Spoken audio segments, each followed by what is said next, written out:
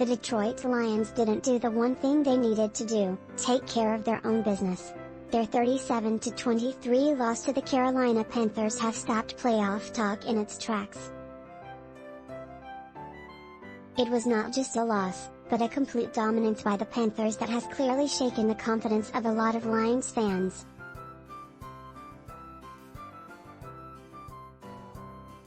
And while much of that is warranted after such a poor defensive effort and mistake-filled game, the Lions are not out of the playoff race in the NFC.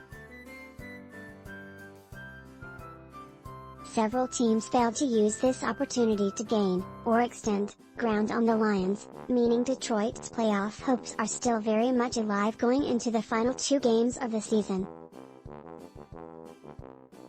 Division leaders Eagles, 13-2, clinched playoff spot Vikings, 12-3, clinched NFC North49ers, 10-4, clinched NFC WestBuccaneers, 6-8 wildcard race, top 3 advanced Cowboys, 11-5, clinched playoff spotGiants, 8-6-1 Commanders, 7-7-1 Seahawks, 7-8 Lions, 7-8 Packers, 6-8. As you can see, if the Lions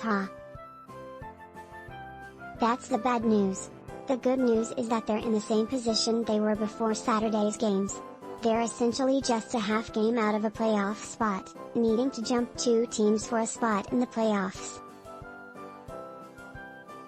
In other words, finish the season 2-0, and hope that both the Commanders and Seahawks lose 1 more game, or the Giants lose 2 more games. Here's a look at each team's remaining schedules, and what the Lions need to happen to pass the other teams, if Detroit finishes 2-0.